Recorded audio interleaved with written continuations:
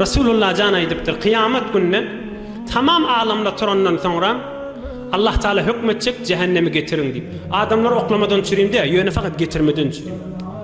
Şonuna cehennemin 70 bin meharı var. Farsça mehar diye, Türkmen burnuk diye, nokta diye, o tana düyan boyuna dağılıyor. Cehennem çıkmadan çürüyüm, cehennemin 70 bin tane noktası var. Resulullah canın aydın dedi. Çünkü bar görük kaydan adam. Cehennemin 70 bin noktası var. Her noktadan 70 bin ferişte çıkıp sürep cehennemi getirecekler deyiptir. Ohum cehennem gelenine zeferet zefreten فلا يبقى ملك مقرب ولا نبي مرسل إلا جثى على ركبتيه والكل يقول يا ربي نفسي يا ربي نفسي. Ohum cehennemi getirirlerine cehennem bir ses edecek. Şonna hatta tamam peygamberlere vahiy getiren Cibril ferişte çöke düşüp yıkılıp Hudaya meni sakla azaptan ne başlayacak. Cibril ferişte tamam peygamberlere vahiy getiren.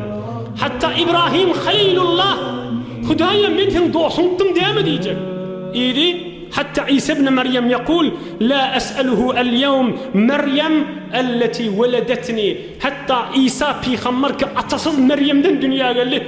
Hudaya senin beni doğuran enim Meryem'i dilemek ödümü dileyen ne var? Ey dostlar! Hatta İsa peygamber ruhullah. Hudaya senin Meryem'i dilemek ödümü dileyen ne diyecek? Men ruhullah değil mi diyecek? Necir ohum bitadı günahların içinde oturup men kıyamette beytecek şeytecek bidatları yalanın oyun edip öyle aralamızda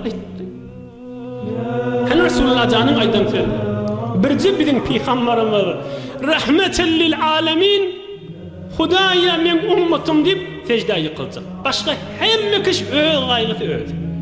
Fakat Resulullah can sallallahu aleyhi ve sellem Hudaya ummetim deyip yıkılacak.